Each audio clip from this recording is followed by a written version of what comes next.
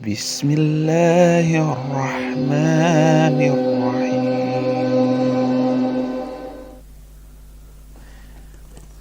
Assalamualaikum warahmatullahi wabarakatuh. Alhamdulillah rabbil alamin, wassalatu wassalamu ala sayyidil awwalin sayyidil akhirin, Sayyidina Ahmad, Sayyidina Muhammad wa ala alihi wa ahli baitihi wa dzurriyyatihi ajma'in. Izin Ustaz ya, para pimpinan yayasan, pimpinan madrasah yang dimuliakan Allah, semoga selalu dalam ridha Allah SWT. Meskipun kita dalam keadaan pandemi begini, alhamdulillah Allah ciptakan manusia sebagai makhluk yang dapat beradaptasi, dan inilah salah satu bentuk daripada adaptasi kita, bahwa kita kemudian mengikuti alur, tidak melawan arus, karena yang melawan arus akan tertinggal dan akan hanyut ya. Untuk itu kita bersyukur kepada Allah. Inilah yang disebut tahmid. Kenapa dalam Al-Quran, dalam hadis, di dalam kalam-kalam Nabi itu ada kalimat Alhamdulillah, segala puji milik Allah, atau terima kasih ya Allah. Nabi mengatakan, jika engkau mengalami yang kurang menyenangkan, katakan ala kulli hal. Hal berarti sesuatu yang berubah-ubah. Nah, ala kulli hal berarti keadaan yang kurang menyenangkan. Ada yang kedua, fi kulli hal, di setiap keadaan, artinya setiap keadaan yang menyenangkan. Dalam hal ini, hal itu disyukuri karena manusia dapat beradaptasi. Inilah kelebihan kita sebagai manusia. Allah ciptakan kita sebagai makhluk yang dapat beradaptasi dengan cara apapun. Itulah makna kami menciptakan manusia dalam ahsani taqwim, dengan takwim yang sangat-sangat ahsan, sempurna, tidak kurang sama sekali, apapun kondisinya. Apakah dia sempurna secara fisik ataupun dia merasa tidak sempurna, dia akan dapat beradaptasi. Kemampuan ini ada pada tumbuhan, ada pada binatang, tapi tidak sempurna. Nah, kesempurnaan ini ada pada manusia ya. Maka dalam sejarah peradaban umat, semua makhluk yang dapat memajukan alam ini cuma manusia. Dulu sudah pernah ada Banul Jan, keturunan jin, menguasai bumi, tapi mereka kemudian dikiamatkan oleh Allah dengan meteor-meteor yang ditembakkan kepada mereka, karena mereka malah merusak bumi.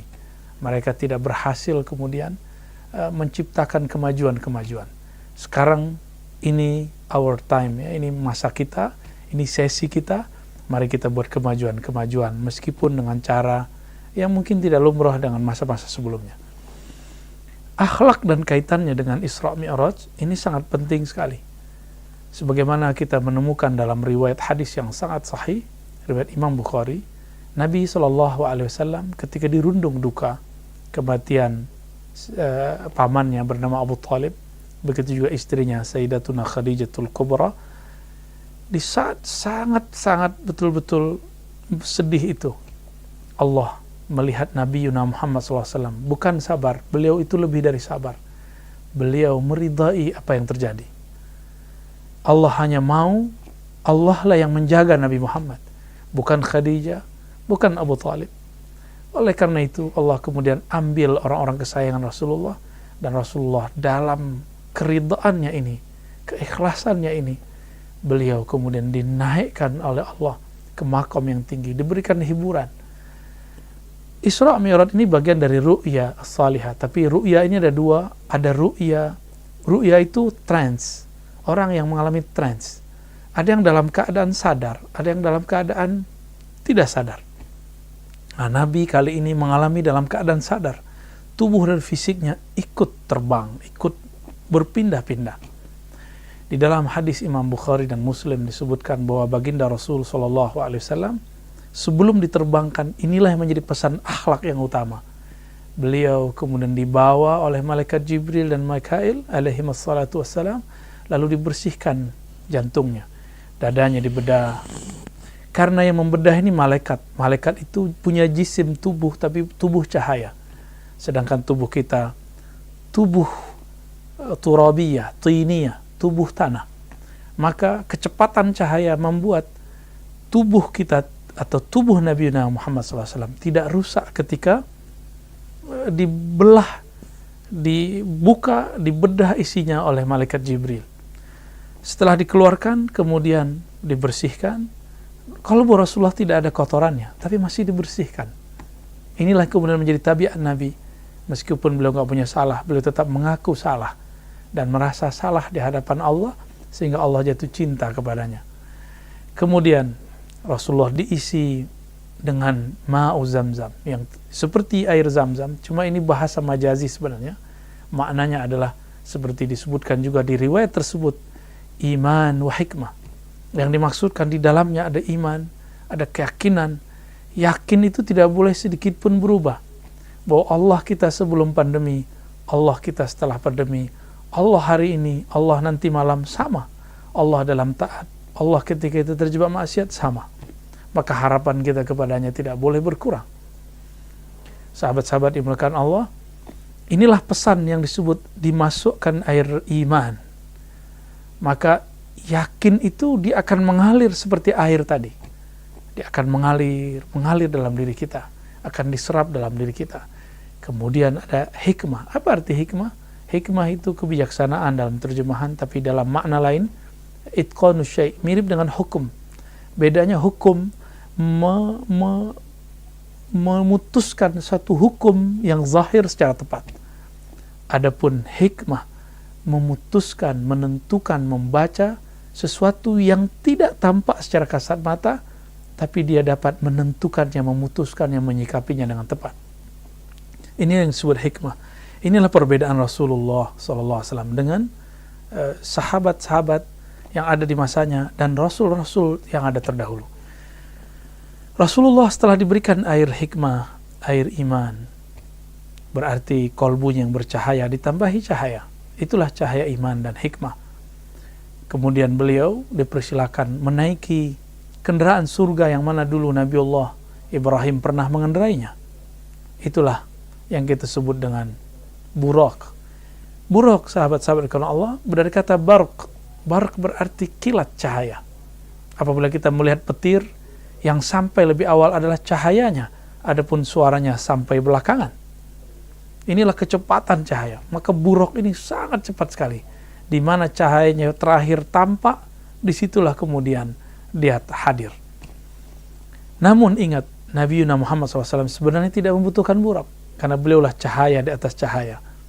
Tubuhnya bercahaya, kolbunya bercahaya, pikirannya bercahaya. Jika ia mau, dia akan terbang sendiri. Dengan izin Allah, ruhnya akan langsung naik. Namun inilah pesan Allah. Meskipun engkau mempunyai kelebihan, engkau harus menjadi seorang yang biasa, mempunyai alat yang biasa untuk menjadi asbab untuk bekerja kah, mengajar kah, dan lain sebagainya. Inilah yang menarik. Buraq kemudian berhenti di suatu negeri yang sangat subur.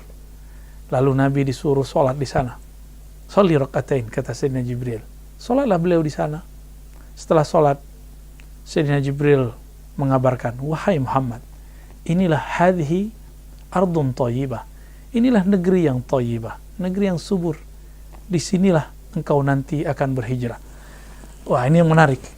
Ternyata baginda Rasul SAW sebelum pindah, sebelum hijrah, sudah dikabarkan bahwa beliau akan tinggal di negeri yang thayyibah. Negeri yang kemudian kita sebut Al-Madinah Al-Munawwarah. Dulu negeri ini disebut dengan dua istilah. Pertama, kota Yathrib. Yathrib seorang pendiri, ketua atau tetua, sesepuh yang ada di Madinah. Kemudian disebut juga negeri yang subur. Ini juga tertulis dalam kitab-kitab lama. Saya tidak tahu apakah dalam cetakan-cetakan yang sekarang masih ada, dalam perjanjian lama, di kitab-kitab Taurat dan Injil. Disebutkan bahwa nanti akan muncul Nabi di akhir zaman, munculnya dari negeri yang subur. Maka ini yang dilupakan banyak orang, ya, bahwa Nabi Muhammad SAW bukan lahir di Madinah, tapi beliau berpindah ke Madinah. Begitu juga cara memahami imam akhir zaman nanti. Imam akhir zaman disebut Al-Imam Al-Mahdi bukan lahir di Madinah seperti yang diasumsikan beberapa pengamat atau ulama. Itu keliru besar. Hadis hanya menyebutkan ja'a rajulun minal Madinah, datang seseorang dari Madinah. Bukan berarti wulida fil Madinah, dia lahir di Madinah. Kalaupun ada, maka riwayatnya pasti dhaif. Ya, hal ini sama dengan Rasulullah SAW. Setelah itu Rasulullah diterbangkan dengan buraq itu, diisrakan, diisrakan, diperjalankan di malam hari, sampailah di satu negeri namanya Tursina. Sampai di Tursina, Rasulullah pun disuruh sholat 2 rakaat, dan beliau kemudian melihat Sayyidina Musa sholat fi qabri, yusolli fi qabri, sholat di dalam kuburnya. Tentunya ini bukanlah sholat mencari pahala, bukanlah sholat mencari surga. Para nabi sudah dijamin surga, para nabi sudah pasti tidak berdosa, dan para nabi ketika sudah wafat hukumnya sama dengan yang lain, dia tidak akan dapat beramal secara fisik. Idza mata ibnu Adam, ini atau idza mata al-insan, ini kata kunci. Jika manusia mati, apa yang mati? Tubuh manusiawinya mati. In qata'a amaluh, maka amal manusiawinya mati, tapi amal ruhaninya tidak mati. Sayyidina Musa masih sholat di dalam kuburnya. Ini menunjukkan bahwa amalan tidak berhenti dengan matinya badan, yang berhenti cuma amalan badan. Maka hadis, idza mata ibnu Adam in qata'a amaluhu illa min 3. Jika mati anak Adam, maka berhentilah dia beramal kecuali 3. Itu yang berhenti hanyalah fisiknya. Adapun ruhnya tetap berjalan kepada Allah, bergerak kepada Allah SWT, sebagaimana Sayyidina Musa masih sholat dalam kuburnya. Setelah itu Sayyidina Muhammad SAW dibawa ke satu wilayah yang disebut Kampung Daging atau Baitul Lahmin. Dikabarkan oleh Sayyidina Jibril, wahai Muhammad, disinilah dulu Isa saudaramu dan ibundanya Maryam. Setelah itu kemudian Nabi Muhammad SAW diperintahkan untuk memarkir buraqnya. Nah, ini ada satu akhlak di sini. Meskipun buraqnya tidak akan kemana-mana, tapi asbab untuk mengamankan satu barang benda perlu kita lakukan. Setelah itu beliau dipersilakan masuk ke dalam masjid. Inilah ajaibnya. Malaikat-malaikat itu memberikan jalan untuk Nabi Muhammad SAW, dan di dalamnya hadir nabi-nabi yang dulu pernah diutus, yang berjumlah 124.000. Apa artinya? Nabi-nabi itu Allah fisikkan saat itu, sehingga Nabi Muhammad SAW melihat mereka secara fisik. Nabi kemudian SAW diperintahkan untuk memimpin mereka sholat. Terjadilah imam, makmum, yang kita sebut jamaah. Inilah jamaah para nabi. Imamnya Rasul dan Nabi Muhammad. Makmumnya adalah para nabi, 124.000 orang. Semuanya menjadi makmum Rasulullah SAW. Semoga kita diizinkan nanti bermakmum kepada Rasulullah SAW. Sungguh indah sholat tersebut, karena langsung dipimpin oleh hamba Allah yang paling dicintainya, Nabi Muhammad SAW. Alam ini hanya diperuntukkan untuk Nabi Muhammad sebenarnya. Dalilnya, wa ma khalaqtul jinna wal insa illa liya'budun. Tidak aku ciptakan jin dan manusia kecuali untuk menyembahku. Dan yang paling sempurna menyembah Allah adalah Nabi Muhammad sallallahu alaihi wasallam. Setelah itu beliau disodorkan, disajikan 2 minuman, khamar, dan yang kedua air susu. Dengan gerak fitrah yang ada dalam dirinya, Rasulullah SAW memilih susu. Itulah pujian Sayyidina Jibril, sungguh engkau telah memilih fitrah. Ya, sahabat-sahabat yang melakukan Allah. Setelah itu Rasulullah kemudian menaiki satu undukan tanah, yang dalam cerita para ulama terdahulu, tanah atau batu itu ingin naik. Saya tidak mengerti maksud naiknya, tapi kalau kita lihat memang ketika di sana bagian batu itu bagian yang Nabi dulu menginjaknya agak naik, sehingga terciptalah rongga di tengahnya. Wallahu alam bagaimana ceritanya. Barangkali itulah yang kita dengar dari guru-guru dan tertulis di kitab-kitab. Betul, itulah Ka'bah pertama. Ke arah sanalah Rasulullah dulu berkiblat. Jadi batu itu batu mulia, sebagaimana ada Hajar Aswad yang juga batu mulia. Lalu Rasulullah SAW diangkat sampai ke langit pertama. Di langit pertama beliau bertemu Sayyidina Adam. Sayyidina Adam menoleh ke kanan, senyum. Menoleh ke kiri, beliau nangis. Ditanyalah beliau, kenapa engkau menangis? Beliau mengatakan, jika aku menoleh ke kanan, aku melihat umatku, keturunanku, anak-anakku, cucu-cucuku masuk surga. Aku tersenyum dan ridha.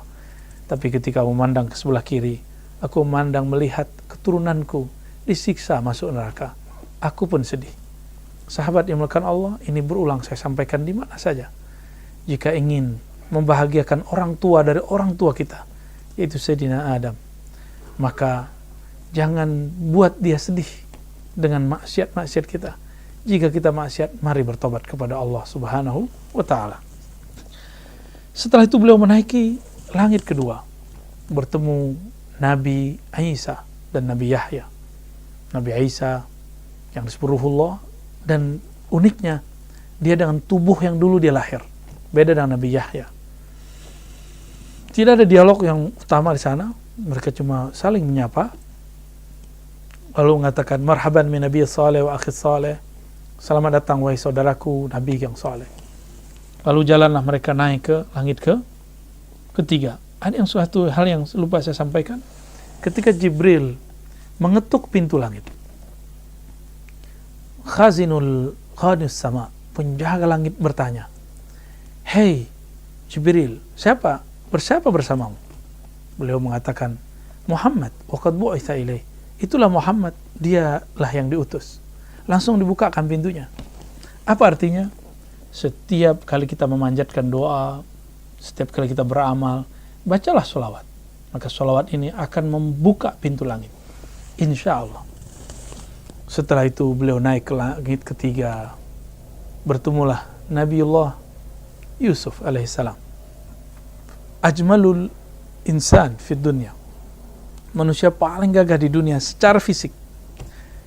Nabi Muhammad itu gagah sekali, tapi disembunyikan dalam nur-nurnya. Maka Nabi Muhammad mengatakan, Yusuf itu meskipun membuat ibu-ibu tidak merasa kesakitan ketika luka tangannya, keindahannya hanyalah separuh dari keindahan wajahku. Inilah yang membuat para sahabat mau berkorban untuk Rasulullah, karena keindahan rohani beliau melebihi keindahan Nabiullah Yusuf alaihissalam.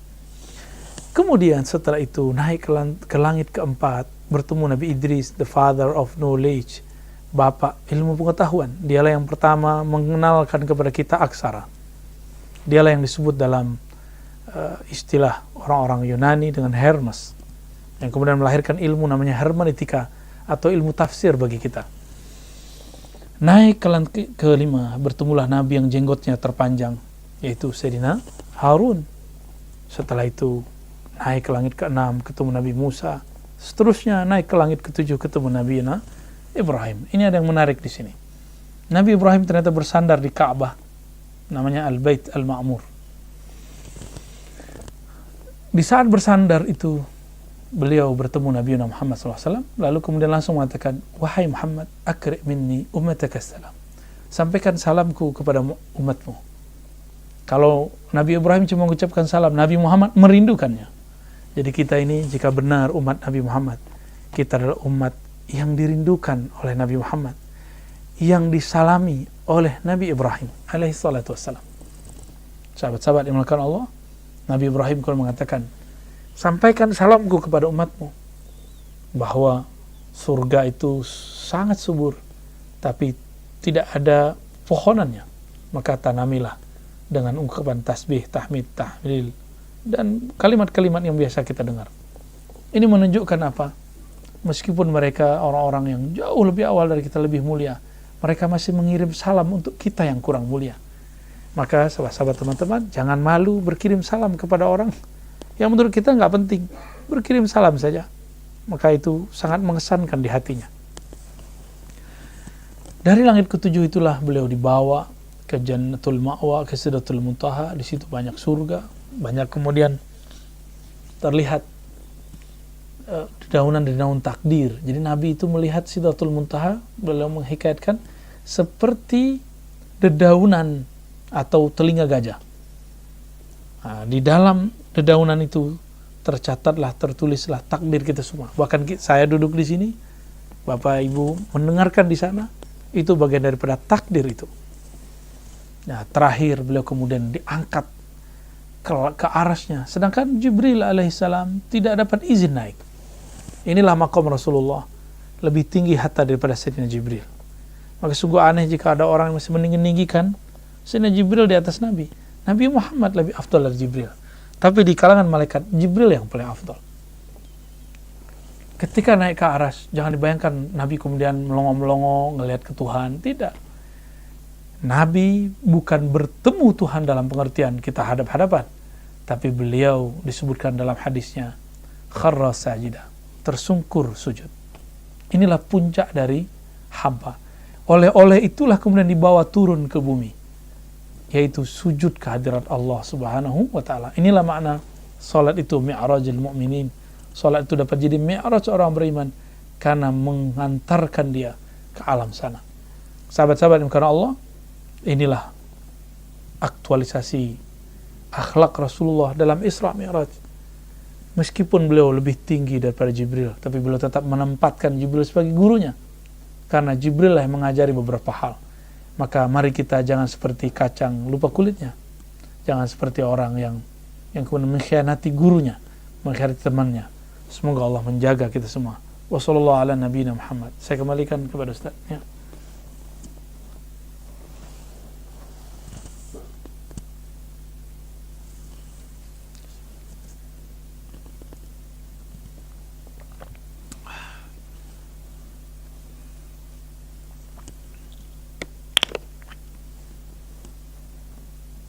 Terima kasih Buya atas kajian ilmu yang luar biasa yang telah disampaikan. Alhamdulillah telah kita simak bersama. Luar biasa aktualisasi akhlak Rasulullah SAW dalam perjalanan Isra Mi'rajnya yang bisa dijadikan teladan untuk kita dalam kehidupan sehari-hari. Intinya yang saya simpulkan dari kajian Buya di siang hari ini adalah bahwa sehebat apapun Rasulullah sebagai seorang hamba, beliau tetap menghargai malaikat Jibril selaku guru beliau. Luar biasa.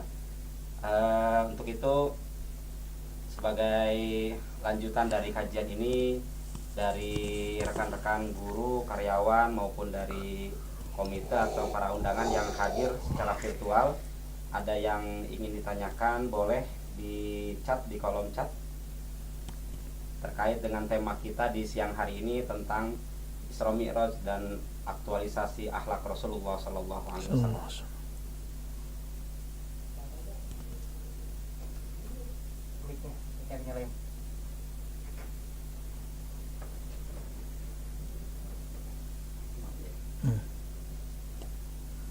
Alhamdulillah, terima kasih kepada guru kita Buya Dr. Kiai Haji Ar-Razi Hashim MA telah memberikan penjelasan yang luar biasa terkait dengan tema kita di siang hari ini, Isra Mi'raj dan aktualisasi akhlak Rasulullah Sallallahu Alaihi Wasallam.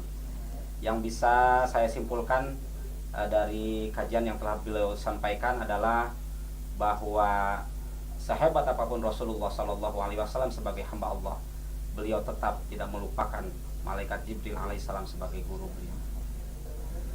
Kepada para hadirin sekalian yang saat ini masih mengikuti kajian secara virtual, kalau ada yang ingin disampaikan dalam bentuk pertanyaan, silahkan ditulis dalam kolom chat. Sudah ada yang masuk, tim IT?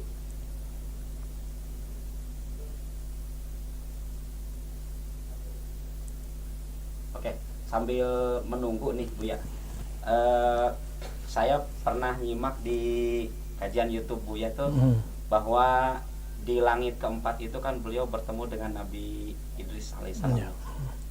Beliau sempat menyampaikan bahwa langit keempat itu batas antara dimensi alam malakut dengan alam jabarut. Nah, sebetulnya dimensi alam itu seperti apa Buya? Baik. Sambil nunggu pertanyaan dari teman-teman. Bagus. Dimensi alam, kajian dimensi alam bagian daripada cara memahami tentang rahasia Isra Mi'raj.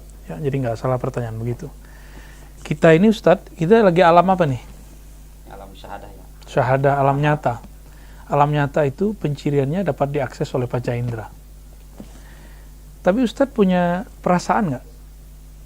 Punya. Senang, benci, ya, rindu. ada. kangen, Ada. ada ya, kesel. Ada. Sama saya lagi kesel kan ya. Lagi seneng kayaknya. Nah, itu alamnya sudah beda, itu alam kolbu namanya.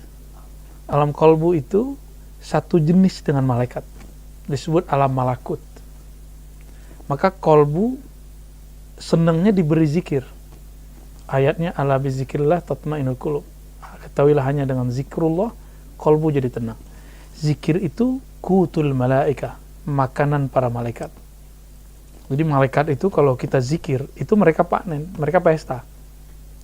Ketika ada sahabat membaca doa baru yang Nabi nggak pernah ajarkan, tapi dia baca hadis Sahih Muslim. Ya Rabbana lakal hamdu hamdan thayyiban katsiran mubarakan fi. Bukan ada di Bukhari ya. Itu kemudian malaikat ada 30 kata Rasulullah, di riwayat lain 12 itu berebut untuk mengangkat zikir ini ke langit. Nah, maka ini kalau Ustadz nih rajin zikir, itu jadi temannya malaikat, insya Allah. Cuma syaratnya satu, banyakin sholawat. Kalau enggak bukan malaikat yang asli, malaikat palsu yang datang, setan. Ya hanya sholawat lah. Nah, dan batas malaikat, jadi malaikat itu ada malaikat biasa, malaikat bumi, malaikat yang shift naik turun, ada yang malaikat penjaga alam malakut, ada malaikat yang di atas alam itu. Nah, malaikat yang di langit pertama, kedua, ketiga, keempat. Nah, batasnya keempat karena simbolnya Sayyidina Idris, bapak pengetahuan. Ilmu itu sudah alam lain, Ustaz. Ilmu itu alamnya sudah di alam yang boleh kita sebut Jabarut. Nah, disitulah nanti di atas itu kita ketemu kenapa ada huruf Hamim, Kaf Ha Ya Ain Shad, Al Yasin. Itu alam-alam yang kenapa Nabi Idris ditaruh di langit keempat.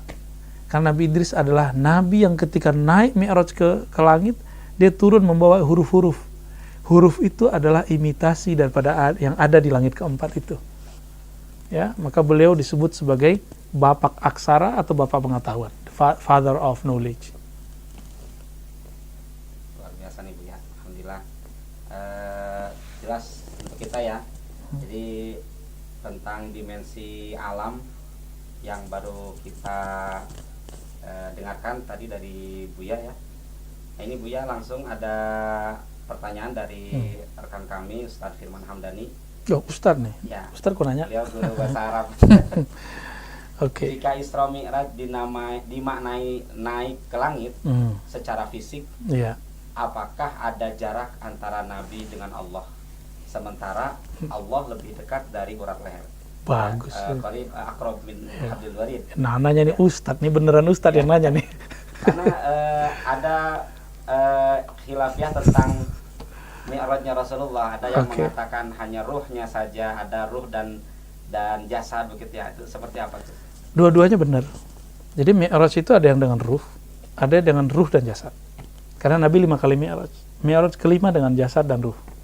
Jadi kita nggak perlu perdebatkan itu karena dua-duanya ada gitu. Jadi 4 kali dengan ruh, yang kelima dengan jasadnya. Nah, kemudian kalau misalnya di saat Nabi yang kelima ini beliau Mi'raj ruh dengan jasad, apakah bisa dimaknai kalau misalnya seolah-olah kan Allah itu seperti jauh dengan Rasulullah sehingga fisiknya harus naik. Ini yang harus diluruskan. Isra Mi'raj itu nggak ada kaitannya dengan keyakinan Allah bertempat. Ini dijelaskan dengan detail oleh Imam Al-Hafiz Ibnu Hajar Al-Asqalani dalam syarah Sahih Bukhari. Ya. Jadi dalam Sahih Bukhari ada clue yang kemudian didapat oleh Imam Ibnu Hajar. Ibnu Hajar ini imam ahli hadis, gelarnya Qadhil Quddad, Amirul Mu'minin fil hadis. Boleh disebut Khatmul Huffaz. Orang yang terakhir punya hafalan sebanyak itu Ibnu Hajar. Ahli hadis. Cuma sayang orang-orang yang aku sekarang ikut hadis, ikut sunnah, nggak mau berkiblat ke beliau. Ya. Imam Ibnu Hajar ini mengatakan bahwa ada kesalahan orang membaca riwayat bahwa Allah itu kayaknya berada di aras. Bukan. Jika aras itu satu tempat, maka Allah tidak di situ. Karena dialah yang menciptakan tempat. Ya. Lalu aras itu apa? Kita kembali saja kepada Al-Quran. Ar-Rahman alal arsy istawa. Ar-Rahman terhadap aras istawa. Apa arti istawa? Istawa ini ada 15 makna. Salah satu maknanya adalah menebar rahmatnya. Istawa ar-Rahman, kan gitu. Berarti yang dia istawakan, yang dia ratakan, karena istawa itu artinya rata, yang dia samakan, itu adalah rahmaniyahnya, kasih sayangnya. Aras itu meliputi langit dan bumi. Maka dengan rahmannya Allah meratakan kasih sayangnya. Ketika Rasulullah diangkat naik ke aras itu berlapis-lapis. Lapisannya lebih banyak daripada lapisan bumi, langit. Kalau langit kan 7, aras berapa gitu ya, nggak disebutkan di hadis soalnya, tapi itu berlapis-lapis. Ketika beliau sampai pada puncak aras, saya boleh menyebutnya dengan istilah Al-Bait Ar-Rahmani. Kalau ada Al-Bait Ma'mur, langit ke-7, ini puncaknya Al-Bait Ar-Rahmani, berdasarkan surat Toha ayat 5 tadi itu ya. Ar-Rahman alal arsyis tawa. Al-Bait Ar-Rahmani. Ustadz kalau pergi ke Baitullah, ke Mekah, apakah Allah di situ? Tidak. Ustadz kalau pergi ke masjid, apakah Allah di situ? Al-Bait Ar-Rahmani ini boleh disebut masjidnya Nabi, masjid tertinggi di alam semesta. Kalau Ustadz sholat di Masjid Al-Haram, berapa pahalanya? Itu maksudnya kecepatan cahaya. Jadi orang kalau sholat di sana, sholatnya dibawa dengan kecepatan cahaya 100.000, lebih cepat daripada sholat biasa. Itu maknanya. Ya, makanya kita kalau sholat pertama kali di Baitul Haram, itu terasa sekali nikmat. Awal doang, yang keduanya udah enggak. Karena yang pertama itu yang oke. Lalu ketika Rasulullah naik, itu ngapain? Sujud. Jadi kesana itu cuma untuk sujud. Coba lihat Sahih Bukhari, bahwa Nabi SAW bukan mandang-mandang Allah begini. Oh itu Allah ya? Bukan. Itu khayal anak kecil yang kemudian diyakini oleh banyak da'i. Karena dia dari kecil memahami itu, ilmunya nggak di-upgrade. Padahal sering ngomong, utulubul ilma, carilah ilmu dari buayan yang lahat. Tapi yang begini nggak ditambah ilmunya. Nah, untuk memahami jarak antara Tuhan dan hamba, itu bacanya surat An-Najm. Disebutkan di situ, fakana qaba qausaini aw adna. Masih adakah jarak? Jarak itu bila diartikan hijab, Ustaz, penghalang antara Nabi dan Allah. Jawabannya ada. Seperti 2 busur atau adna, lebih dekat dari itu. Itulah jarak. Dan jarak 2 busur ini hanya Allah yang tahu maknanya. Ini termasuk ayat mutasyabihat. Hanya Allah yang tahu maknanya. Dan yang mengetahui maknanya para nabi, para wali. Wali-wali yang sudah merasakan itu. Yang makomnya ya bisa mengikuti jejak-jejak Rasulullah, itu mengerti apa yang dimaksud dua busur ya. Jadi tolong diluruskan bahwa Mi'raj bukanlah berarti Tuhan bertempat di langit, di aras, ya bukan. Yang lucunya ada yang meyakini Tuhan di langit. Ini kisah Isra Mi'raj dalam Sahih Bukhari adalah pembatal itu semua. Nabi dari langit pertama sampai ke-7 nggak ketemu Allah, kok ketemunya ruh para nabi. Sedangkan di arasnya bertemu apa? Bertemu Ar-Rahman al-Arsy istawa, dalam artian merasakan rahmannya Allah Subhanahu wa ta'ala. Ya, Ustadz nih kalau lagi bersyukur pasti sujud. Coba lihat orang nggolin bola, ekspresi dia apa? Sujud itu Rahman lagi bekerja. Ya, itu wallahu a'lam bishawab. Demikian tadi ya Ustaz Firman, penjelasan dari Buya. Jadi dua-duanya betul ya Buya. Jadi yang mengatakan bahwa Rasulullah Mi'raj dengan ruhnya, Rasulullah Mi'raj dengan ruh dan jasad juga itu betul. Karena Rasulullah mengalami Mi'raj itu sebanyak 5 kali, dan yang terakhir beliau Mi'raj dengan ruh dan jasad. Oke, selanjutnya nih dari Bapak Wahyu Ramdhani. Izin bertanya Ustaz, saya pernah dengar kajian Ustaz bahwa Ustaz bermimpi Dajjal yang telah terlepas dari belenggu dan sebentar lagi akan keluar. Apakah ini berkolerasi dengan pendapat yang mengatakan bahwa tahunnya Islam itu tidak lebih dari 1.500 tahun, sedangkan sekarang sudah tahun 1443 Hijriah? Ini kan kita kajiannya sekarang yang lagi tenar eskatologi akhir zaman. Iya, betul. Ya, silakan Ustaz siapa? Pak Wahyu ya? Wahyu. Guru apa nih Pak Wahyu nih? Beliau guru olahraga. Guru olahraga. Di Madrasah Aliyah. Wah, salam sehat Pak Wahyu ya. Mimpi saya jangan terlalu dihayati. Saya bercerita mimpi hanya sebagai mubasyarat, kabar. Karena Nabi mengatakan la tabqa minal mubasyarat illa ru'ya salihah. Di akhir zaman, mubasyarat, kabar-kabar langit itu atau kabar-kabar rohani itu hanya Allah sisipkan lewat mimpi. Ru'ya yang saleh, ru'ya yang benar ya.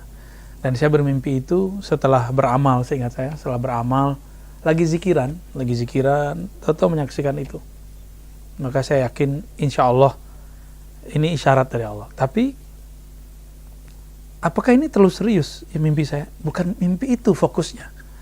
Saya sedang fokus waktu itu sedang menjelaskan satu riwayat bahwa Nabi Nuh dan nabi-nabi setelahnya selalu mengingatkan umat manusia akan kedatangan Dajjal. Maka tidak berlebihan kita kalau mengingatkan umat bahwa ada Dajjal loh gitu. Loh, kan kamu yang mimpi, kamu siapa? Lah, kita kan hamba Allah. Kita punya dimensi lain. Maka tadi saya tanya ke Ustadz punya perasaan nggak gitu? Ustadz pernah khusyuk nggak? Pasti pernah. Pernah nangis. Itu menunjukkan bahwa kita punya dimensi lain. Ustadz kalau mimpi matanya merem atau melek Ustadz? Merem. Tapi kok bisa ngeliat sesuatu? Berarti Ustadz punya mata lain selain mata ini. Bisa dengar kan? Ya. Berarti bukan telinga ini. Ada pendengaran lain. Sayangnya kita karena sibuk dunia, kita kurang melatih itu. Padahal itu bisa dilatih dalam keadaan jaga. Ngobrollah dengan ahli neurologi, dengan ahli-ahli hipnosis, dengan orang-orang yang jago dalam masalah otak kiri, otak kanan. Itu mereka mengerti bahwa yang kita lihat sekarang itu cuma 10% yang dapat ditangkap oleh otak depan ini, reptilia atau otak yang di depan ini 10% aja. Sedangkan 45 kanan, 45 kiri ini sudah dapat menangkap alam-alam yang lain sebenarnya, yang kita sebut alam bawah sadar. Jadi inilah penghubungnya. Kalau dalam dunia mistis ya, kalau kayak Bom Deddy itu namanya apa dulu? Apa namanya dulu istilahnya? Nah, ada istilahnya dia ya. Ya. Ada yang disebut dengan ini natural. Ada supranatural. Ada supernatural. Nabi itu tatarannya supernatural. Ya, bukan supra. Kalau supra antara dukun, antara orang sakti dengan orang doa hampir sama. Beda-beda tipis. Bedanya ini ahli tauhid, ini musyrik. Sedangkan supernatural itu karena kebeningan ruh. Dan itu sudah diilmiahkan, ya. Sudah diilmiahkan semua. Nah, ketika saya mimpi, teman-teman kalau mimpi berarti gelombang otaknya sedang mungkin antara 2 dan 3 ya. Ya. Saat itu ya. Tapi kalau lagi 0, sekian sampai 1 atau sampai 2 itu nyenyak. Nabi-nabi itu ngomong begini, mataku tidur, hatiku tidak tidur. Berarti Nabi di mana? Teta, rata-rata. Di alam itulah terjadi komunikasi, menangkap alam-alam yang lain. Karena beliau seorang Nabi, maksum, dijaga oleh Allah. Kalau saya kan nggak maksum, nggak dijaga. Ya, saya hanya minta dilindungi, hifz dari Allah. Semoga mimpi itu seirama dengan hadis Nabi. Jika tidak, maka saya kemudian bertobat juga kepada Allah. Kalau memang mimpi itu bermasalah. Tapi insya Allah sejauh ini, mimpi itu minimal untuk mengingatkan diri saya sendiri dan orang-orang yang emang percaya dengan kajian kita. Ya, bahwa Dajjal sangat dekat sekali waktunya, karena ini bumi sudah sangat tua. Jika nabi-nabi setelah Nabi Nuh mengingatkan, sampai Nabi Muhammad mengingatkan, untuk siapa beliau mengingatkan? Untuk zaman kita, Ustaz. Mungkin Ustaz nanti ketemu kali, Ustaz. Kalian nggak nakut-nakutin nih. Masa kita ini, Ustaz? Kira-kira begitu. Wallahu a'lam bishawab. Mohon maaf, Bu ya, kalau kaitannya dengan pendapat yang usia bumi ini 1500 tahun. Oh iya, iya. Itu hadisnya dhaif. Cuma mungkin ada benarnya, karena tidak semua hadis dhaif itu ditolak. Tapi untuk diyakini, kok saya sulit mempercayainya, karena hadisnya memang dhaif. Namun secara ilmu huruf, namanya ilmu hisabul jumal, ketika ulama kita membaca, seperti Imam Suyuti membaca ayat iqtarabatis sa'atu wa insyaqqal qamar, beliau mengatakan satu huruf ini dihitung sampai al-qamar, hitungannya adalah 1500. Ya. Barangkali ada kebenaran tersirat, kita tunggu saja. Kita yang penting siap-siap, perbanyak baca surat Al-Kahfi, ya, terutama 10 ayat awal dan akhir. Kalau saya lebih cenderung kepada ayat terakhirnya, karena isinya tentang tidak syirik. Dajjal itu mengajak syirik. Maka ruh surat Al-Kahfi menurut saya itu ayat terakhir itu. Ya, wala yusyrik bi ibadati rabbih ahada. Ini paling dahsyat kalimatnya. Jangan pernah sekutukan Allah dengan siapa saja. Ya. Jadi nggak usah khawatir dengan hadis 1500 tahun karena hadis dhaif. Amalkan saja ini. Inilah pesan Habib Umar, ya. Ya, kalau seandainya mimpi Habib Umar itu tidak benar beritanya, ya kita nggak akan teruskan juga. Begitu juga wali-wali yang dikatakan 8 orang itu, ya. Wallahu a'lam bishawab. Demikian Pak Wahyu Ramdhani, ya, penjelasan dari Buya. Selanjutnya masih ada waktu, ya, sekitar 10 menit lagi nih. Dari rekan kita Ustadz Aqsal Aziz, beliau wakasis di Madrasah Sanawiyah. Assalamualaikum warahmatullahi wabarakatuh. Buya mau tanya, untuk Isra dan Mi'raj itu ada yang mengatakan, tadi sudah dibahas, ya, rohnya saja, alasannya mengatakan fisik dan rohnya saja. Bagaimana alasan keduanya, dan Buya sendiri cenderungnya ke mana? Seperti yang saya sudah sebutkan Pak Aqsal, ya, Pak Waka, bahwa di riwayat Imam Bukhari yang dikumpulkan oleh Imam Ibnu Hajar Al-Asqalani ada semacam ragam Mi'raj. Imam Ibnu Hajar mengerti clue ini karena beliau juga seorang rohaniawan. Maka beliau menyimpulkan ada 5 kali Mi'raj. Ya. Dari 5 kali itu ada kalimat subhanalladzi asra bi abdihi laila. Kalimat yang terakhir ini laila, sekali malam, suatu malam. Berarti salah satu dari 5 itu bi abdihi, dengan hambanya, bukan biruhihi atau fi manamihi atau bi aqlihi atau bi khayalihi, enggak. Bukan dengan khayalnya, bukan dengan akalnya, tapi dengan abdihi, makom ubudiyahnya. Dan itu mesti pakai fisik. Jadi kalau ada orang nggak percaya Isra Mi'raj dengan fisik, dia tidak kafir. Cuma dia melanggar mayoritas ulama. Ya, melanggar. Kalau cuma pakai fisik, pakai mimpi, lah saya juga sering mengalami mimpi-mimpi begitu. Ya. Atau guru-guru saya sering mengalami itu. Terus nggak beda dong kita dengan Nabi. Harus ada perbedaan kita. Beliau sangat sempurna dibandingkan manusia yang lain. Beliau mengalami Mi'raj terakhir dengan tubuh dan jasadnya. Sesuai perkataan jumhur ulama dinukil oleh Maulana al-Imam Ibnu Hajar Al-Asqalani, ya, rahmatullah alaih. Ya. Kalau kaitannya dengan ini, Bu, ya, dengan di ayat berikutnya kan ada masih di surah Al-Isra, ya, wa ma ja'alna ru'yal lati arainaka illa fitnatan linnas. Sebagian kalangan ada yang menafsirkan makna ru'ya di situ adalah mimpi. Nah, bagaimana kaitannya dengan ayat pertama dari surah Al-Isra ini? Nah, ini gabungannya. Kalau asra bi abdihi, tubuh dan jasad. Sedangkan ru'ya itu ada 2. Tadi kita di depan sudah menyebutkan bahwa ru'ya, pandangan metafisik, itu bisa dialami saat orang sadar jika gelombang kerohaninya kuat. Ya. Ada yang dialami oleh orang cuma dalam mimpinya jika gelombang rohaninya, energinya, frekuensinya tidak kuat. Jadi dia hanya bisa mengalami itu saat tidur. Ya. Kalau dia mengalami saat sadar, dia bisa pingsan. Ya. Bisa pingsan. Jadi itu penting, Ustaz.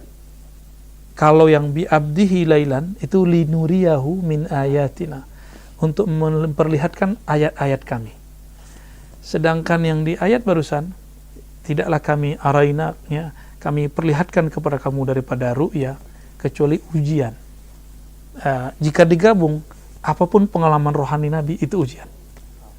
Maka nanti akan terjadi kembali, Nabi ketika turun, Abu Jahal, Abu Lahab, orang Mekah mengatakan Nabi ini orang, ya, Nabi palsu, pendongeng, orang gila, sama.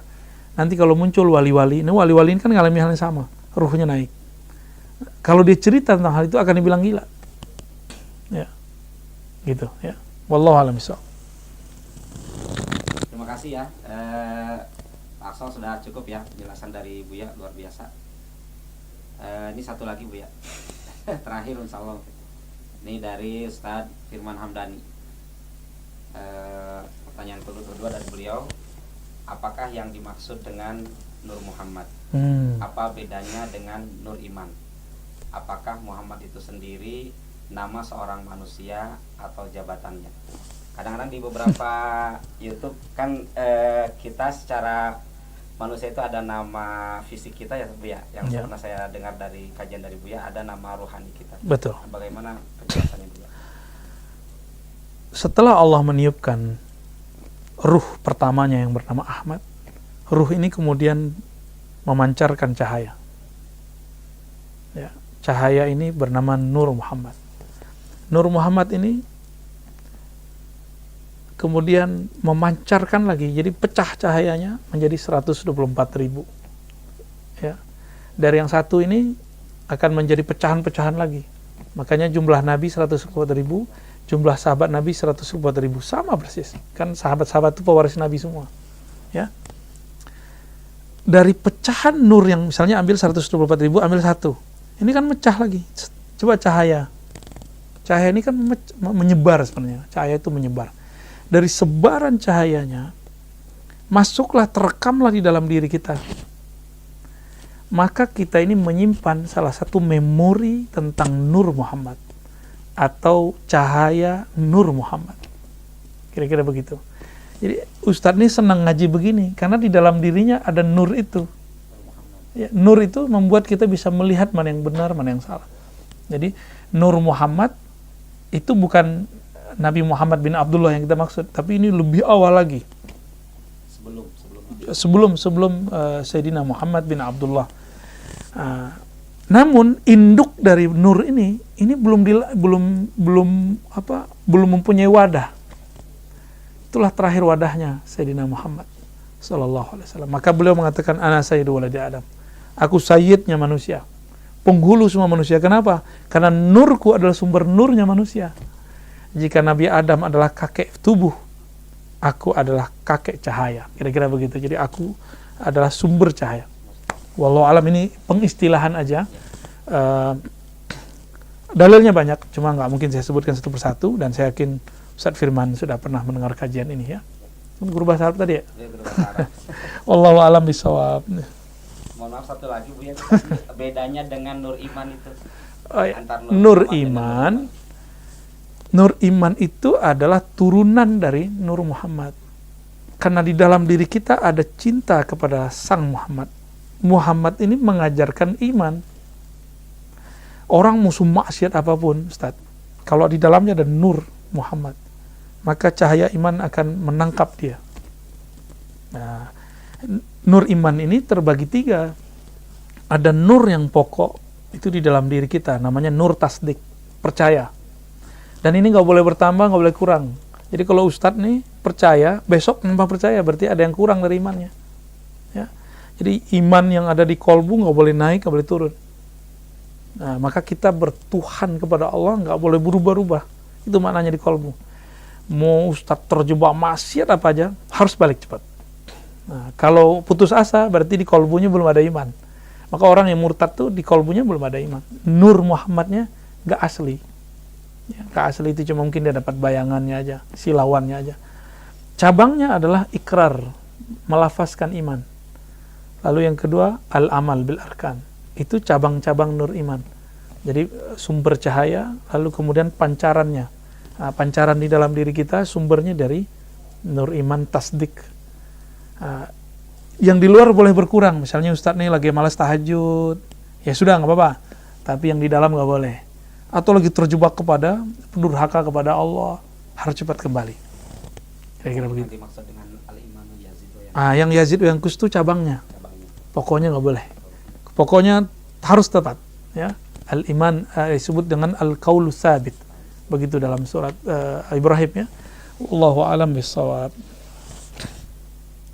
Baik, terima kasih kepada guru kita Murabbi Rohina Buya Dr. Kiai Haji Ar-Razi Hashim yang sudah menjelaskan begitu luar biasa tentang kajian Isra Mi'raj yang di dalamnya ada aktualisasi akhlak Rasulullah Sallallahu Alaihi Wasallam. Ini masih ada satu pertanyaan terakhir mungkin ini ya. Kita sampai pukul 14.55 Bu ya. Oke. Terakhir dari Ibu Maulidati Sabat, beliau adalah guru Madrasah Sanawiyah. Ada sahabatnya lahir hari Sabtu kali ya. Izin bertanya, saat Nabi Isra Mi'raj melalui beberapa lapis langit dan bertemu dengan para nabi lainnya, apakah yang dimaksud dengan langit di sini makna fisik seperti yang kita tahu atau bagaimana? Ada fisik itu langit sama udunnya. Di langit sama udunnya itu, jadi kalau Ustadz ngeliat ke atas sampai mata paling ujung, sampai kepada bintang-bintang, itu langit sama langit fisik. Semuanya sebenarnya madi, ada benda fisiknya. Tapi sebagaimana di alam ini, di tubuh Ustadz ada dimensi non fisik, maka di langit yang satu ini juga ada dimensi non fisik. Naik kedua fisik lagi, tapi fisik yang beda dengan fisik di sini. Fisik itu kalau dalam ilmu kerohanian bukan hanya benda-benda meter seperti yang kita lihat sekarang. Karena seperti yang saya katakan tadi, di langit kedua itu tubuh yang ada harus tubuh cahaya. Kan Nabi Isa itu kan karena waktu ibunya hamil memakan makanan surga yang sebenarnya itu cahaya. Makanya tubuh beliau sampai sekarang kuat di sana.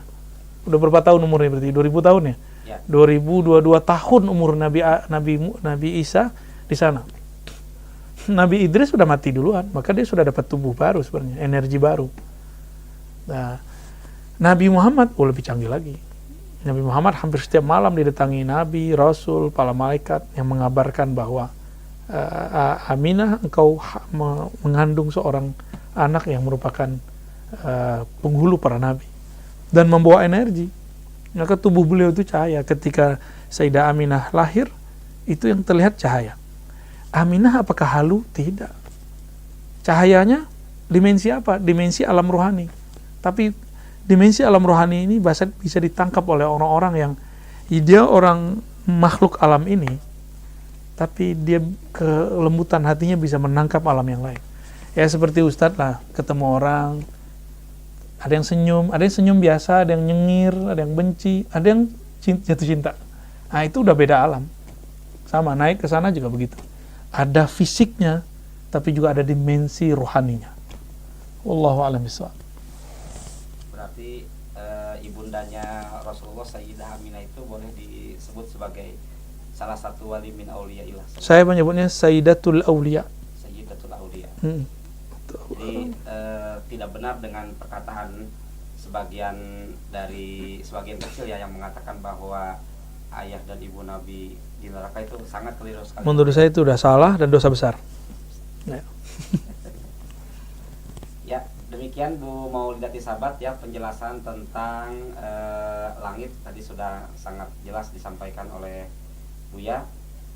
Alhamdulillah akhirnya kita tiba di penghujung acara kajian untuk peringatan Isra Mi'raj kaitannya dengan aktualisasi akhlak Rasulullah Sallallahu Alaihi Wasallam. Mudah-mudahan kajian siang menjelang sore ini yang pertama bisa menambah wawasan baru bagi kita sebagai muslim dan muslimah, dan yang kedua apa yang disampaikan oleh Buya tadi terkait dengan akhlak Rasulullah bisa kita aktualisasikan dalam kehidupan kita sehari-hari ya, agar kita pertama menghargai guru-guru kita meskipun saat ini posisi kita mungkin lebih hebat, lebih mulia dari guru yang pernah mengajarkan kita. Oke, demikian mungkin untuk kajian di siang hari ini. Sekali lagi kami ucapkan terima kasih banyak kepada guru kita Buya Dr. Kiai Haji Ar-Razi Hashim yang sudah berkenan hadir di tengah-tengah kita walaupun secara virtual Bu ya. Awalnya kita pengennya offline karena pertanggal 21 hari ini awalnya kegiatan PTMT akan dimulai kembali. Pertemuan tatap muka terbatas ya pembelajaran. Nah, cuman karena Alhamdulillahi Rabbil Alamin.